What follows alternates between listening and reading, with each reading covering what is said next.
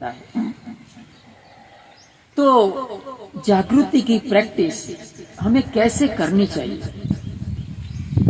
मेरा हमारे दर्शकों को, हमारे श्रोतागण को मेरा निवेदन है कि इस वक्तव्य को आप ध्यान से सुनना और अंत तक सुनना।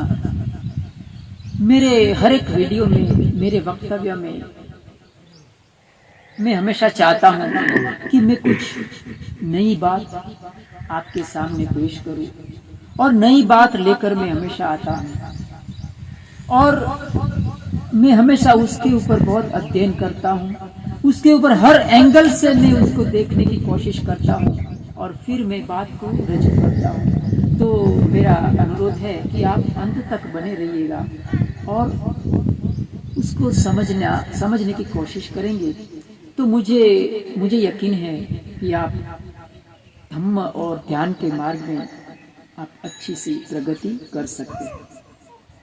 तो हमें जागृति का अभ्यास अर्थात माइंडफुलनेस का अभ्यास कैसे करना चाहिए? तो देखिए कि मैं यहाँ बैठा हूँ। मैं आपने शुरुआत में ही मैंने आपको बहुत ही अच्छी बात बताया। वो दरअसल मैंने आपके पास मैं खुद भी जागृति का अभ्यास किया और आपको भी मैंने जागृति के अभ्यास के लिए प्रेरित किया।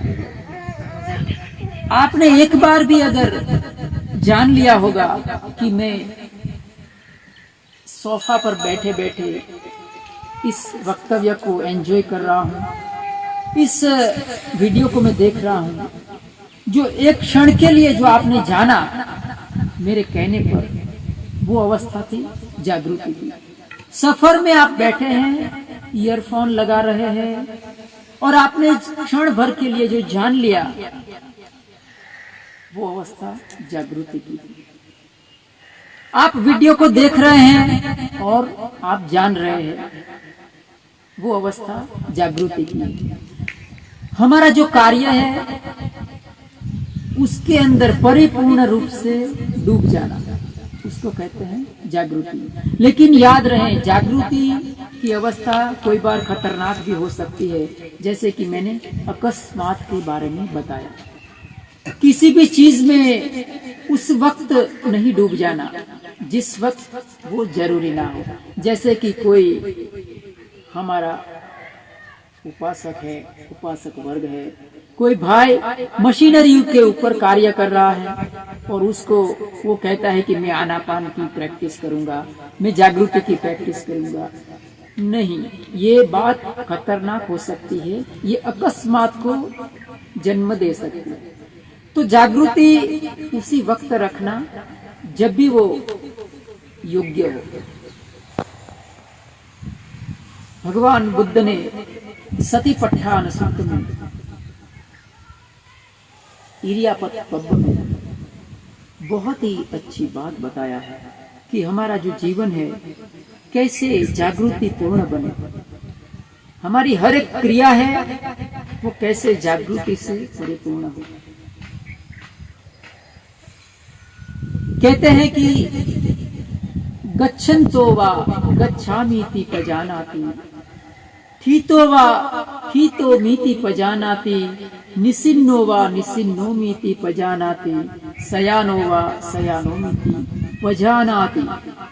अर्थात जानता है, सती संप्रज्ञान में पुष्ट है कि मैं चल रहा हूं, मैं बैठा हूं, मैं लेटा हूं। इस तरह की बात को इंसान जब भी जानता है, जानते जानते हुए करता है, बेहोश नहीं होता है, तो उसको कहते हैं सती संप्रज्ञान। संप्रज्ञान का अर्थ होता है सम, अर्थात जो समत्व प्रदान करता है, जो ठीक ठीक है। प्रज्ञान अर्थात प्रत्यक्ष हो रहा ज्ञान, जो भी प्रत्यक्ष हो रहा है उसको संप्रज्ञान कहते हैं। और वो सम्यक भी होना चाहिए, वो अकस्मात को प्रेरित नहीं करना चाहिए। तो आगे सतिपट्ठान में कहते हैं भगवान बुद्ध कि जो हमारा हर एक क्रियाएं है उसको कैसे करना चाहिए? तो कहते हैं अभिकंतम पटिकंतम संपद जानकारी होती, समिज्जीते पसारीते संपद जानकारी होती। मैं बैठा हूँ, मैं अपना इसका सहारा लेकर मैं थोड़ा हिलता हूँ। समिज्जीते पसारीते संपद जानकारी होती, गते फीते निसिन्ने सूते जागृते भासिते तुणहि भावे संपद जानकारी। हमारा बैठना, उठना, चलना, फिरना, जो है मैं बोल रहा हूँ वो अगर मैं मौन रखता हूँ तो बीच बीच में मैं अटक जाता हूँ। तो असीते खाते पीते साइते संपद जानकारी होती। हमारा खाना पीना, उठना, बैठना, चबाना, ये सब अगर संप्रज्ञान के साथ होता है, जो समत्व प्रदान करने वाला प्रत्यक्ष रूप से हो रहा ज्ञान अर्थात संप्रज्ञान, सती अर्थात स्मृति बना रहे, उसको कहते हैं संप्रज्ञान। अगर ये जो क्रियाओं के साथ अगर सती, संप्रज्ञान, जागृति, माइंडफुलनेस अगर जुड़ती है तो वो ध्यान बन जाती है। तो किसी भी कार्य को सती संप्रज्ञान के साथ कैसे किया जाए, आइए हम उसको जानते हैं। कोई भी कार्य हमारे जीवन में, किसी भी कार्य को जब हम करते हैं, आप भी अच्छी तरह से सुनना, ये जो हम कार्य करते हैं ना हमारे जीवन में, कोई भी, जैसे कि खेत का कार्य कर रहे हैं, बेल का कार्य कर रहे हैं, कुछ भी, तो कैसे करना चाहिए वो कार्य, आप अच्छी तरह से सुनना। ये जो मैं आप हमारे दर्शकों को, श्रोतागण को जो सुना रहा हूँ बात, बहुत ही महत्वपूर्ण बात है। आपको ऐसी बात शायद किसी ने नहीं बताया होगा कि हमें कार्य में किस तरह से कोई कार्य करना चाहिए। देखिए, मैं जब श्रीलंका में कुछ समय रहा तो हमेशा मैं किसी भी चीज को गहरे से देखने की कोशिश करता था। तो मैंने एक अजीब बात देखा कि वहाँ के लोग जो झाड़ू लगाते हैं, तो यहाँ इंडिया में ये बहुत ही विचित्र एक बात मैं महसूस किया है कि लोग ऐसा जो खड़ा हुआ लाठी के साथ झाड़ू लगाया होता है, उसको ऐसा ले, मानी इसको वो झाड़ू लाठी के साथ जुड़ा हुआ, श्रीलंका में ऐसा झाड़ू इस्तेमाल करते हैं। यहाँ के लोग बहुत ही विचित्र में देखा, बहुत ही संकोच होता है उनको कि ऐसा बड़ा बड़ा वाला झाड़ू तो वो मानी जो वाल्मीकि समाज के लोग हैं, जो वो काम करते हैं, वो हल्का काम वो इस्तेमाल करते हैं, हम तो ऐसा झाड़ू इस्तेमाल नहीं करना चाहिए।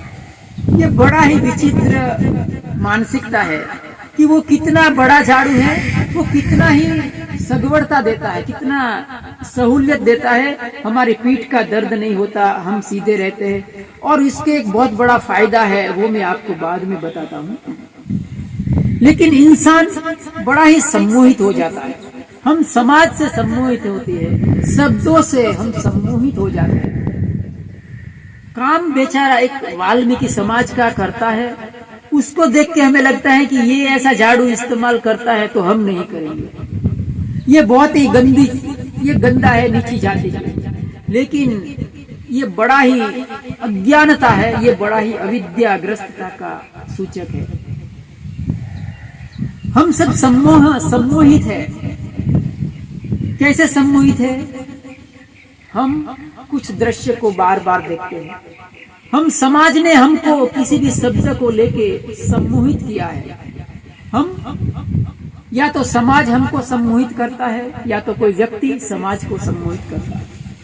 और जैसे कि किसी ने हमें गाली दी, अगर कोई छोटा सा बच्चा है उसको गाली देंगे, अभी बच्चे को पता नहीं है कि गाली क्या होती है, उनको शब्द के बारे में कुछ नहीं जानता, उसके चित्त पर कोई भंवर नहीं उठेगी, उनके चित्त पर कोई प्रतिक्रिया नहीं होगी।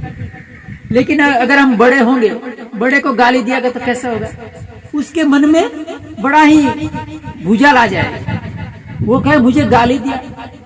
ऐसा इसलिए होता है कि देखिए शब्द है, उससे हमें सम्मोहित किया गया, और वो हमारा मन में एक एनसाइक्लोपीडिया है, पूरा अंदर से वो वर्गीकरण किया हुआ है कि ये गाली है, ये स्तुति के शब्द है। तो जब भी हम कोई भी कार्य करते हैं, वो बड़े झाड़ू के साथ हमें पूरी तरह से हिप्नोटाइज किया गया है कि ये तो बड़ा झाड़ू है, ऐसा तो ये वाल्मीकि समाज के लोग इस्तेमाल करते हैं, ये हमें नहीं करना चाहिए। मैं श्रीलंका में जो दृश्य देखा कि लोग वो झाड़ू इस्तेमाल करते थे, और मुझे आश्चर्य ये हुआ कि वो कार्य करते वक्त इतना तो वो कार्य में डूब जाते थे कि जमीन के ऊपर एक बहुत ही सुव्यवस्थित वो डिजाइन बनाते थे। वो झाड़ू से ऐसे लगाते, कभी इस तरह से क्रॉस बनाते, कभी इस तरह की डिजाइन बनाते। वो देख के मुझे बहुत अजीब लगा कि ये जमीन के ऊपर किस तरह से एक प्रकार की रंगोली बनाते थे वो झाड़ू के जरिए। मेरे मन में ये बात पकड़ में आ गई कि अगर हम किसी भी चीज को लेकर, किसी भी कार्य को लेकर अगर हम कोई पैटर्न बनाते हैं तो वो कार्य ध्यान बन जाता है। वो पैटर्न चाहे किसी भी तरह की हो, ये पैटर्न चाहे ऐसे हो कि ऐसे हो, वो पैटर्न चाहे गोल हो या त्रिकोण हो, पैटर्न कैसी भी हो, लेकिन किसी भी कार्य को अगर एक व्यवस्थित पैटर्न में किया जाता है तो वो जागृति बन जाता है। जैसे कि कोई एक पेंटर है, कोई एक दीवार रंगने वाला है, वो दीवार को रंगता है, तो अगर आड़ा टेढ़ा खड़ा ऐसा वो अगर स्ट्रोक मारता है, इस तरह से वो लसर का मारता है, तो वो ध्यान नहीं है। लेकिन आपने देखा होगा कि बहुत सारे लोग ऐसा सिर्फ मानी ब्रश के जरिए वो दीवार के ऊपर डिजाइन बनाते हैं, वो ध्यान है। वो इंसान ध्यानग्रस्त हो जाता है। जब भी किसी भी कार्य को एक पैटर्न बद्ध किया जाता है, एक रंगोली बद्ध किया जाता है, तो वो कार्य ध्यान बन जाता है। जब भी हम खेत में बीज बोते हैं ना, अगर बीज कभी इधर बोया, कभी इधर बोया, ऐसा नहीं, एकदम क्रमशः जाने का, और जैसे एक कार्य किया ना, पहला बीज बोया, उसी तरह से दूसरा बीज बोने का, उसी तरह से तीसरा बीज बोने, जिस तरह से आप बैठे बीज बोया और खड़े हुए दूसरा बीज, उसी तरह से कार्य करने का, तो कार्य एक प्रकार का ध्यान बन जाता है, एक प्रकार की जागृति बन जाती है। वो जागृति से क्या होता है वो हम बाद में समझते हैं।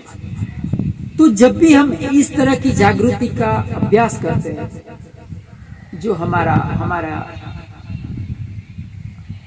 उपासक वर्ग है, कोई बहनें हैं तो कपड़ा धोते हैं, बर्तन मांजते हैं, तो उसमें एक पैटर्न अगर बनाते हैं, जैसे कि कपड़ा एक तरफ से हमने धोया, भिगोया, निकाला, निचोड़ा, वो अगर एक ही पैटर्न में चलता है तो वो ध्यान बन जाता है। अगर एक ही पैटर्न में बर्तन घिसने के कार्य चलता है तो वो एक ध्यान बन जाता है। और वो ध्यान से क्या होता है वो मैं आपको बताता हूं कि किसी भी कार्य के अंदर जब भी हम जागरूक होकर वो कार्य करते हैं तो उसमें एक स्थिरता पैदा होती है, गति में स्थिरता पैदा होती है। ये समझना बहुत महत्वपूर्ण है कि गति में स्थिरता पैदा होती है, क्योंकि स्थिरता बहुत ही महत्वपूर्ण पहलू है ध्यान के लिए। जब भी हम कोई कार्य करते हैं उसमें गतिशील होते हैं और गति में एक प्रकार का पैटर्न बनता है, रंगोली बनता है, तो वो गति में एक स्थिरता पैदा होती है और वो स्थिरता हमें ध्यान में प्रवेश कराती है। जैसे मैंने पहले आगे कहा कि कोई इंसान वाहन चला रहा है, 4 व्हील चला रहा है या तो 2 व्हीलर चला रहा है रोड के ऊपर बीच में पट्टे है तो गति, लेकिन जैसे ही वो पट्टे के ऊपर उसका चित्त एकाग्र हो जाता है तो उसका चित्त है वो स्थिरता में प्रवेश कर जाता है। वो गति में है, चित्त स्थिरता में प्रवेश कर गया और अकस्मात हो गया। बर्तन मांज रहे हैं और चित्त है हमारा स्थिरता में प्रवेश कर गया, अकस्मात होने की संभावना इतनी नहीं। तो जब भी हम किसी भी कार्य को बहुत ही जागृति के साथ करते हैं, एक पैटर्न बद्ध करते हैं, तो उसमें एक स्थिरता पैदा होता है और वो स्थिरता है वो हमें ध्यान के अंदर प्रवेश कराती है। तो जब भी हम ऐसा करते हैं तो जो हमारा जो जागृत मन है उसका क्षेत्र बढ़ता है। जैसा मैंने पहले कहा कि ऐसा जागृत, अर्ध जागृत, अजागृत, सुपर कॉन्शियस, ऐसा कुछ भी वर्गीकरण नहीं होता है। जो जागृत मन है हमारी अभ्यास की वजह से, जागृति का अभ्यास की वजह से उसका क्षेत्र बढ़ता है और वो हमारा जो अर्ध जागृत मन है उसके अंदर वो प्रवेश करता है। तो होगा क्या, हम कैसे जागृति के अभ्यास के जरिए, उसके माध्यम के जरिए हम ध्यान में आगे बढ़ सकते हैं, वो आप जानिए। जैसे ही हम जागृति का अभ्यास करते हैं हमारा जो जागृत मन है वो भीतर प्रवेश करता है, अर्थात हमारा जागृत मन है वो अर्ध जागृत मन को जागृत करने में लग जाता है। तो जैसे ही आप बहुत ज्यादा प्रैक्टिस किया जागृति का हमारे हर एक कार्य में, जैसे कि आपने बीज बोने का कार्य किया जागृति के साथ, बैल को पानी पिलाने का कार्य किया जागृति के साथ, तो क्या होगा मालूम है? आप जब भी सोएंगे ना, आप लेटेंगे, तो अगर आपने बहुत ज्यादा प्रैक्टिस किया है जागृति का, हर कार्य जागृति के साथ करने का, जब भी बोलते हैं तो बीच बीच में जागृत हो जाने का कि मैं क्या बोल रहा हूँ, मैं क्या जान रहा हूँ, मेरा जो भाव भंगिमाएं है वो कैसी है, उसको जानना। अगर ये अभ्यास किया तो क्या होगा कि जैसे ही आप रात को सोएंगे या तो जब कभी आप लेटेंगे तो आपका जो निद्रा है ना वो तरल बन जाएगी। तरल अर्थात क्या होगा कि आपका जो अर्ध जागृत मन है ना वो जागृत होगा, अर्थात आपका निद्रा है वो तरल बनेगा। आपकी निद्रा में आप जागृत बनेंगे कि जैसे कि मुझे नींद भी आ रहा है और मैं जानता नहीं, समझे? ये बहुत बड़ा काम हो जाता है। तो इस तरह से हमारा जागृति के अभ्यास से हमारा जो अर्ध जागृत मन है वो जागृत बनने लगता है। और भी अगर आपने जागृति का अभ्यास किया तो जो गहरी निद्रा की अवस्था है उसमें भी आपका मन जागृत हो जाएगा। ये बात आप अभ्यास से जान सकते हैं। हर क्रिया आप जागृति के साथ करिए, जागृति के साथ हर क्रिया करिए और 1 महीना, 2 महीने, 3 महीने, फिर आप देखिए कि किस तरह से आपकी निद्रा है वो जागृत अवस्था में आप घटित होती है। और आप मुझे, अगर ऐसा किसी को भी अनुभव है तो मुझे कमेंट बॉक्स में अवश्य बताना। मुझे निश्चित ही आप बताना कमेंट बॉक्स में, आप कमेंट करके कि बंते जी आप सही बोल रहे हैं। आपका जो स्वप्न आना है वो भी आपका बहुत ही जागृति के साथ होगा। अगर आपने जागृति का लंबे काल तक अभ्यास किया तो आपका स्वप्न भी जागृत अवस्था में घटित होगा। और भी अगर आप देखिए, ये जो गहरी निद्रा में जागृति की अवस्था है, स्वप्न अवस्था में जागृति की जो अवस्था है बड़ी ही दुर्लभ होती है, वो आसान नहीं होती है। इसीलिए हिम्मत हारे बगैर अगर हम इसका अभ्यास करते हैं माइंडफुलनेस का, तो निश्चित ही हमारी निद्रावस्था स्वप्नावस्था में हम जागरूक रह सकते हैं। लेकिन ये बड़ी दुर्लभ और बड़ा ही मेहनत मांग लेने वाली चीज है।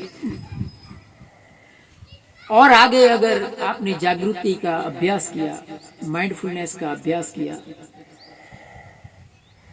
गते हीते निसिन्ने सूते जागृते भासिते तुणहि भावे संपजानकारी होती, उच्चार पश्चावकम में संपजानकारी होती। हम जो ये हम कुदरती प्रक्रिया है, हम कुदरती प्रक्रिया को जाते हैं, वो भी अगर हमारा जागृति के साथ होता है तो हमारा जीवन में धीरे धीरे जागृति का अभ्यास बढ़ता है। भगवान सतिपट्ठान सूक्त में कहते हैं, अज्जतम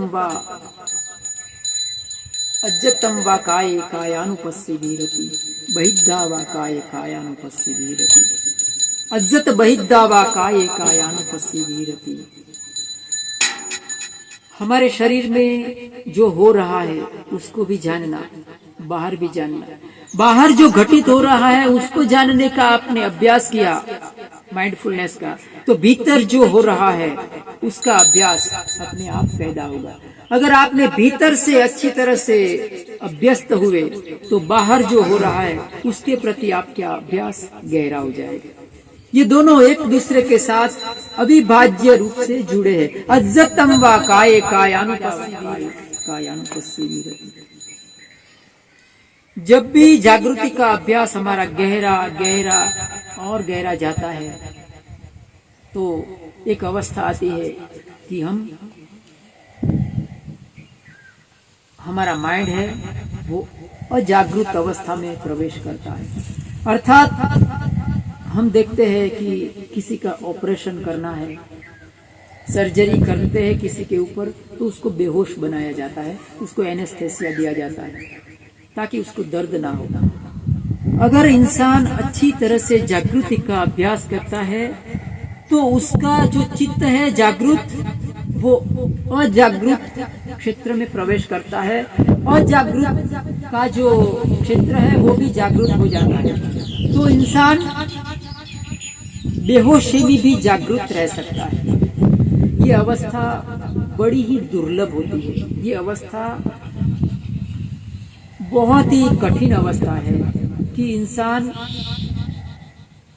बेहोश है, उसकी इंद्रियां बिल्कुल ही काम नहीं कर रही है।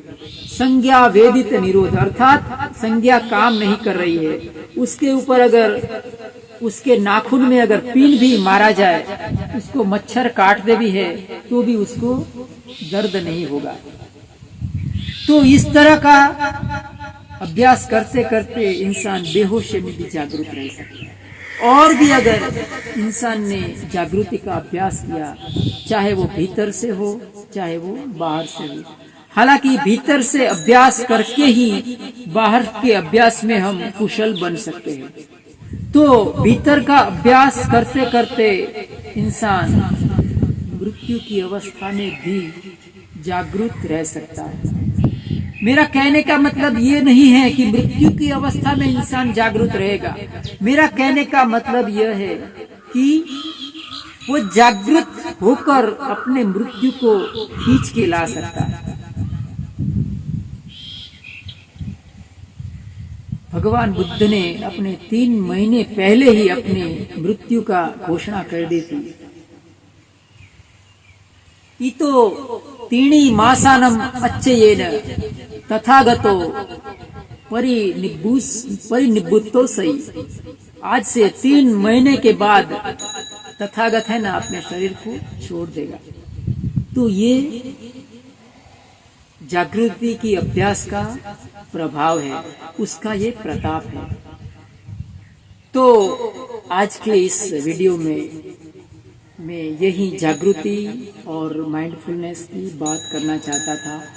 हमारे दर्शक, हमारे श्रद्धावान उपासक श्रोताएं श्रोतागण, हमारे पूजनीय भिक्षु संघ को मंगल बोधि बनते की ओर से एक अनुरोध है कि अगर आपको कोई भी प्रश्न हो, कोई भी अगर इस मैंने जो वक्तव्य बताया या तो ध्यान के अनुसंधान में